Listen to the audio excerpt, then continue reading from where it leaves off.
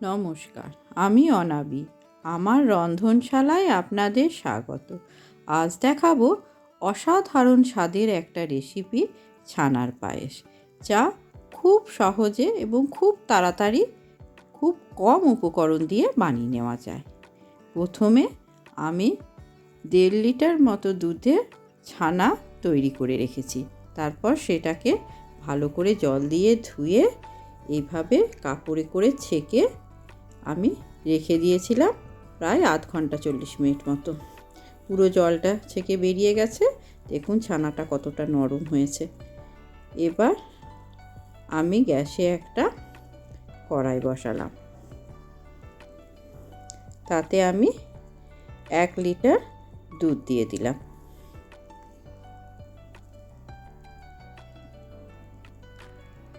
এবার দুধটা হালকা একটু গরম হবে, তখন একবার নাড়াচাড়া করে দেব।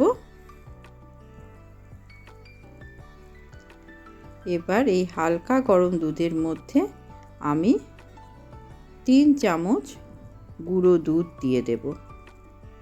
এটাতে পায়েসের টেস্টটা আরও বেশি সুন্দর হয়। আপনারা কনডেন্স মিল্ক থাকলে সেটাও দিতে পারেন। এটা আমি হালকা গরম অবস্থাতেই দেব, কারণ তা না হলে এটা ভালোভাবে গুলবে না, গুটি গুটি হয়ে যাবে। সেই জন্য হালকা গরম অবস্থাতে গুঁড়ো দুধটা দিয়ে দিতে হবে। এবার এটা একটু ফুটিয়ে ঘন করব। তারপরে আমি এতে 100 গ্রাম মতো চিনি দিয়ে দিলাম। এবার একবার করে এইভাবে নাড়াচাড়া করব আর দুধটা একটু ঘন হতে দেব। কড়াইয়ের সাইডে যেগুলো লেগে থাকছে সেগুলোও একবার করে খুন্তিতে করে ছাড়িয়ে দেব।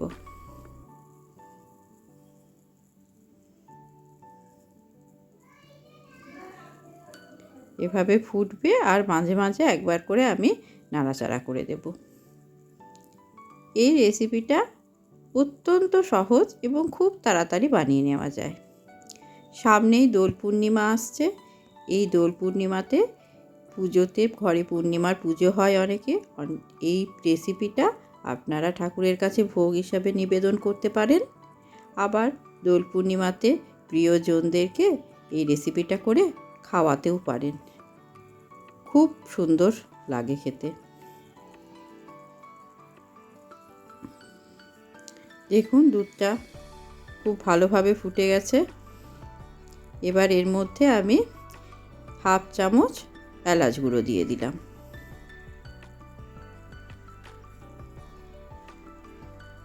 এবার আবার একবার ভালো করে নাড়াচাড়া করে দিচ্ছি।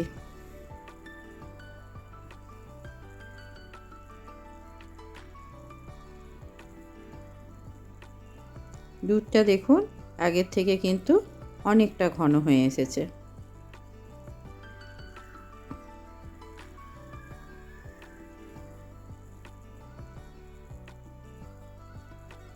দুধটা এবার আমি সিমে করে দিলাম, একদম লোতে করে দিয়েছি।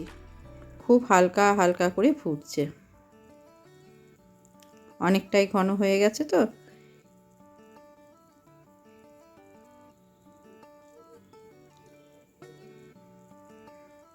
এবার আমি এর মধ্যে ছানাটা অল্প অল্প করে ভেঙে ভেঙে এর মধ্যে দিয়ে দেব।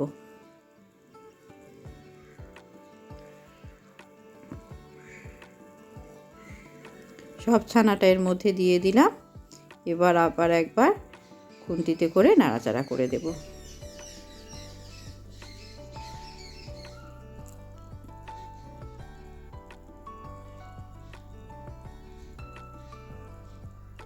এইভাবে নাড়াচাড়া করে এই লো ফ্লেমে এটা ফুটতে দেব। দেখুন ফুটে গেছে। আর বেশিক্ষণ করব না। এবার কিন্তু এটা আমি একটুখানি নাড়াচাড়া করে বন্ধ করে দেব।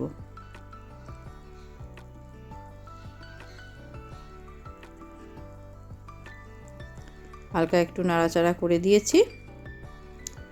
এটা কিন্তু খুব বেশি ঘন আর করব না, একটু পাতলাই থাকবে, কারণ এটা যখন ঠান্ডা হবে তখন কিন্তু ঘন হয়ে যাবে। এবার এটা আমি একটা অন্য পাত্রে দেখুন ঢেলে নিচ্ছি।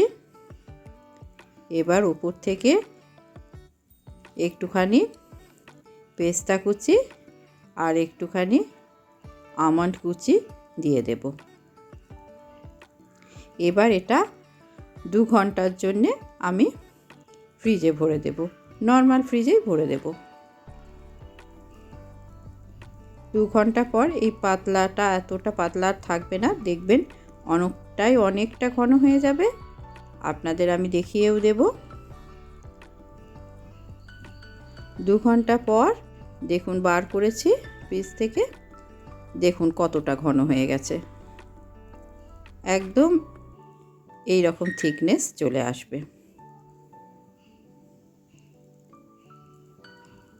কেমন লাগলো আজকের ছানার পায়েসের রেসিপি জানাবেন, আর এই দোল পূর্ণিমাতে প্রিয়জনদের অবশ্যই এটা করে খাওয়াবেন। ধন্যবাদ।